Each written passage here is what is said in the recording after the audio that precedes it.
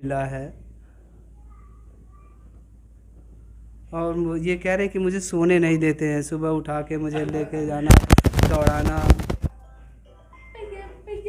भैया भी साथ में रहते हैं, इनके दौड़ाते हैं।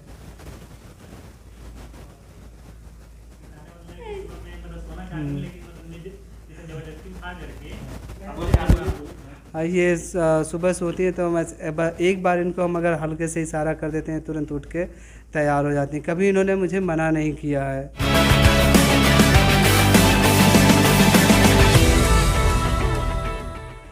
न्यूज़ वॉच 18 में सभी दर्शकों का बहुत बहुत स्वागत है। मैं हूं सुनय पांडे। कामयाबी की ऐसी दास्तान आपने कभी हमारे इस चैनल पर नहीं देखी होगी और हम आज उनका इंटरव्यू लेने आए हैं जो बोल ही नहीं सकती है। हम उसकी दास्तान पूरे दुनिया को सुनाने आए हैं जो सुन ही नहीं सकती। हम बात कर रहे हैं गोरखपुर की बेटी आदित्य यादव की, जिसने गोल्ड मेडल हासिल किया है ओलंपिक में ब्राज़ील में।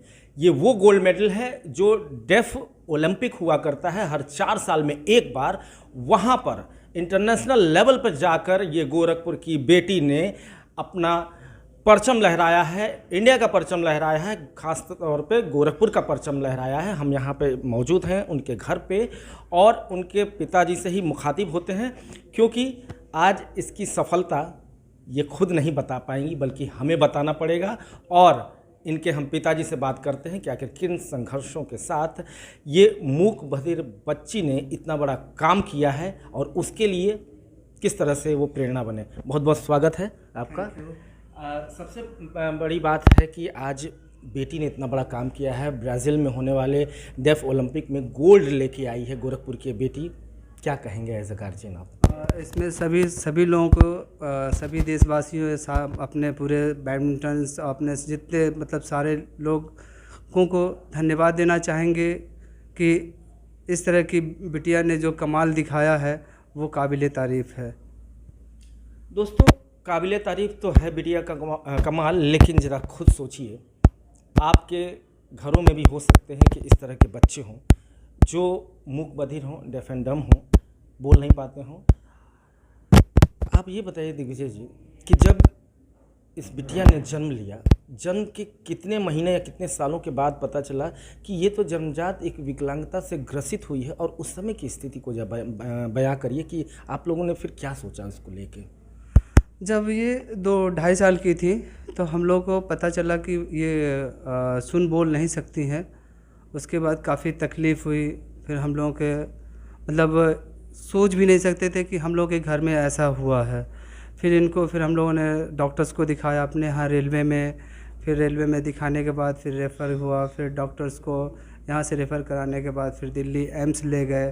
फिर एम्स में करीब 1 महीना से ऊपर ही हम लोग वहाँ पे थे। फिर देखे भी सारे मतलब कैसे क्या होता है। फिर उन्होंने मुझे बताया कि कॉकलियर इम्प्लांट होना है, फिर आपको यहाँ रहना पड़ेगा।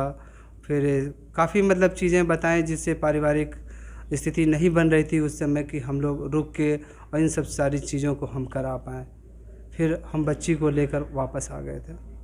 बच्ची को लेकर जब आप वापस आए तो सोचे होंगे कि आपकी 3 संतानों में सबसे छोटी बेटी है, जहाँ तक कि आपने बताया।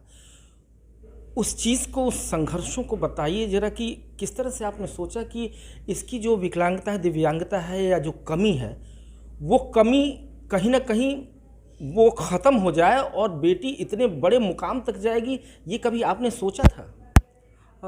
सबसे पहले कि हम जब इनको वापस लेके आए तो मैंने सोचा अब क्या करें। काफ़ी दिनों तक दिमाग में चलता रहा, लेकिन खैर हमने सोचा, फिर मेरे दिमाग में आया कि क्यों ना इसको स्पोर्ट्स में डाला जाए, क्योंकि इनके भाई जो इनसे बड़े हैं वो बैडमिंटन खेलते थे। फिर उनको हम साथ में ले जाते थे।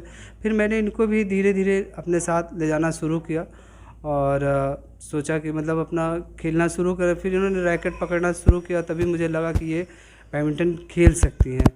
और फिर जब इन्होंने खेलना शुरू किया तो मुझे और भी दिमाग में आने लगा, क्योंकि जब मैं छोटा था तो मुझे याद है कि हमारे यहाँ सैयद मोदी रेलवे स्टेडियम में सैयद मोदी जी के नाम पे एक इंटरनेशनल टूर्नामेंट होता था उनके नाम पे, जिसमें एक राजीव बग्गा जो डेफ थे, वो भी डेफ होते हुए भी उन्होंने नॉर्मल कैटेगरी में नेशनल चैम्पियन और डेफ में उन्होंने ओलंपिक स्वर्ण पदक जीता था।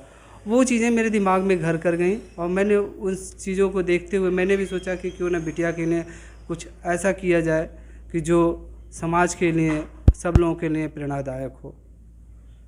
अगर बात की जाए संघर्षों की, कठिनाइयों की, तो डेली ये प्रैक्टिस करती हैं और नॉर्मल लोगों के साथ ये प्रैक्टिस करती हैं। लेकिन मैं जब आ रहा था आपके घर की तरफ तो मैंने देखा कि रास्तों की हालत बड़ी ख़राब है। तो वो क्या स्थिति होती होगी कि मतलब पानी लग गया है फिर भी उसको पानी में से ही जाना पड़ता है, ज़रा उसके बारे में बताइए। सबसे बड़ी तकलीफ़ ये होती है कि जब बरसात का समय आता है तो उसमें हम लोग बच्चों को लेके जाने के लिए इतना डर गिर भी कई बार तो गिर भी गए हैं उस रास्ते से निकलने के लिए। अपने वार्ड में पार्षद जी को भी बताया, मैंने नगर निगम में भी एक एप्लीकेशन दिया है, लेकिन अभी तक उसकी कोई सुनवाई नहीं हुई है। तभी मैं ये कोशिश करता था चलिए कभी न कभी योगी महाराज जी या चाहे सरकार की तरफ से, नगर निगम की तरफ से कभी न कभी इधर ध्यान आएगा लोगों को और फिर हम लोगों को रास्ता मिल जाएगा। तो निश्चित तौर पर रास्ता मिलेगा। और सबसे बड़ी बात है कि इतना बड़ा कीर्तिमान हासिल करना, और जहाँ तक कि बताया गया है कि गोल्ड मेडल जब ये ब्राज़ील में थी तो इनको जापान की टीम को इन्होंने हराया और उसके बाद ये गोल्ड मेडल मिला है। पूरे यूपी में अकेले, मैं सही कर रहा हूँ, पूरे यूपी में अकेले इन्होंने यहाँ से मतलब प्रतिनिधित्व किया है, पूरे यूपी से यही इकलौती थी। और कुल मिला के 8 टीम मेंबर्स थे जो कि पूरे भारतवर्ष से थे। अंत में आपसे यही जानना चाहेंगे कि जब किसी के घर में एक दिव्यांग बच्चा होता है, चाहे वो किसी भी तरीके, शारीरिक हो, मानसिक हो, जो भी है, उनके गार्जियंस हौसले उनके टूट जाते हैं। उम्मीद नहीं करते हैं कि आखिर ये चलेगा क्या, ये हो क्या गया, ये मेरे ही साथ क्यों होना था। लेकिन आज आपके आंसू बयां कर रहे हैं कि ये मेरे साथ क्यों होना था, शायद इसका जवाब यही है।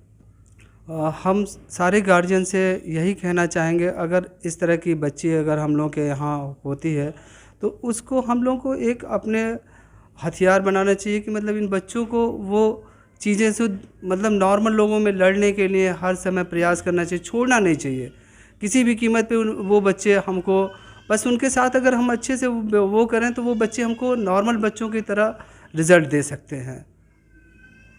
बिल्कुल, और ये नॉर्मल हैं क्योंकि कहा भी गया है कि डिसेबल शब्द को ही हटा दिया गया है। ये डिफरेंटली एबल है, अलग तरीके से ये एबल हैं।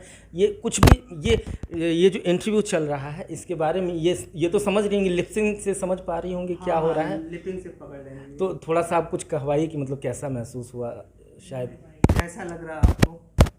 अच्छा, कैसा लग रहा? हाँ हाँ, बहुत अच्छा लग रहा। हाँ, ये बोल रहे हैं कि मुझे बहुत अच्छा लग रहा है और मुझे और मेहनत करना है। आप इनसे ये पूछिए कि जो इस तरह के बच्चे हैं उनके लिए आप क्या मैसेज देना चाहेंगी, क्योंकि इंटरनेशनल फेम पे हैं आप। जो बच्चे बोल नहीं सकते हैं उनके लिए क्या कहेंगी? जो बच्चे बोल नहीं सकते हैं, जो बोल नहीं सकते,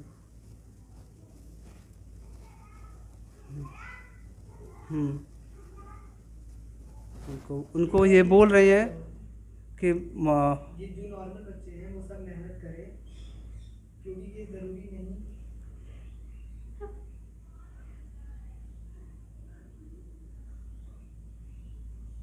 ये कह रही कि मैं जो नॉर्मल बच्चे हैं ये कह रही हैं जो नॉर्मल बच्चे हैं वो उनसे अलग नहीं है।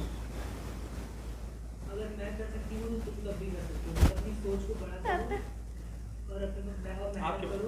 आपके बारे में कुछ कहें। वो बोल रहे हैं कि पापा मुझसे बहुत मेहनत करवाते हैं और उसी का वो है कि इन्होंने हाँ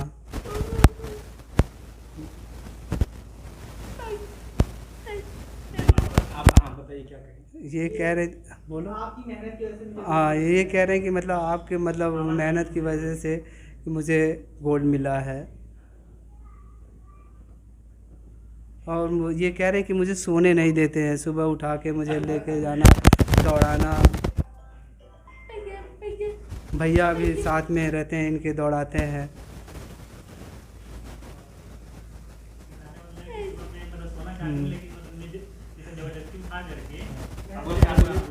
ये सुबह सोती है तो एक बार इनको हम अगर हल्के से इशारा कर देते हैं तुरंत उठ के तैयार हो जाती हैं। कभी इन्होंने मुझे मना नहीं किया है इस चीज़ के लिए कि आज हम जाएंगे नहीं प्रैक्टिस के लिए। आज भी मुझे, आज ये लौट के आई, आज भी मुझे कह रहे हैं कि स्टेडियम ले चलिए। तो मैंने बोला कि बेटा आज तो कम से कम आप रेस्ट कर लो, लेकिन मान नहीं रही हैं आज भी।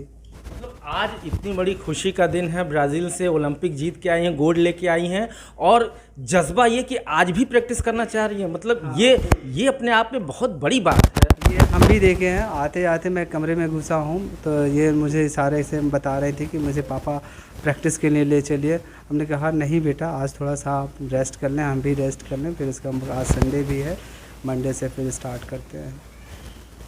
तो दोस्तों, सक्सेस स्टोरी में इससे बड़ी स्टोरी हो ही नहीं सकती है, क्योंकि जन्मजात एक दिव्यांगता के साथ पैदा होना अपने आप में कितनी बड़ी बात होती है। और सबसे बड़ी बात होती है कि सिर्फ वो बच्चा ही नहीं झेलता है उस चीज़ से, उसके गार्जियन भी दिनों रात उस चीज़ को झेलते हैं।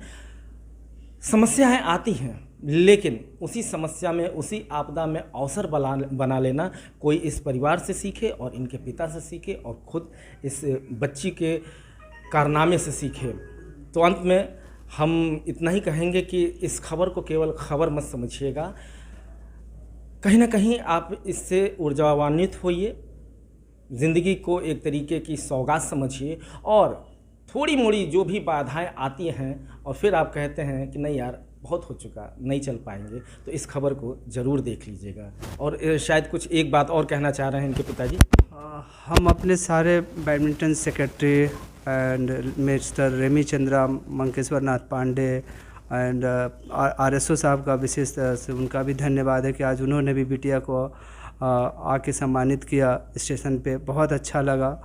RSO साहब मिस्टर आले हैदर सर और मतलब मिस्टर संजीत प्रधान, या हमारे बैडमिंटन के सारे स्टाफ्स, स्पोर्ट्समैन जो बच्चे थे, सब लोगों ने बच्ची के साथ मिल के इसको सम्मानित किया। और क्या बोलते हैं इनको, कुछ प्राइजेज़ भी उन्होंने अपने अपने उससे, जैसे मेरे यहाँ से बैडमिंटन सेक्रेटरी साहब ने 50,000 रुपये का वो किया है, लेकिन लेविन एकेडमी ने भी 50,000 का इनको वो किया है। फिर मंकेश्वर नाथ पांडे ने MG स्कूल की तरफ से वो भी 50,000 रुपये का सम्मानित किया। और महाराजगंज से मिस्टर बैडमिंटन सेक्रेटरी वो राजेश गुप्ता जी, वो भी उन्होंने 1 लाख रुपए का वो किया है कि इन बच्ची को सम्मानित करने के लिए उन्होंने घोषणा की है आज। तो बिल्कुल सम्मान ऐसे ही मिलता रहेगा, क्योंकि प्रतिभा का सम्मान होना ही चाहिए, और ऐसी अनोखी प्रतिभा बिरले ही मिलती है। तो आप ज़िंदगी में कभी भी अगर हारे हुए हैं तो इस इंटरव्यू को ज़रूर एक बार देख लीजिएगा, आप फिर से ज़िंदा हो जाएंगे। अपने सहयोगी रुपेश कुमार के साथ न्यूज़ वॉच 18 के लिए मैं सुनय पांडे।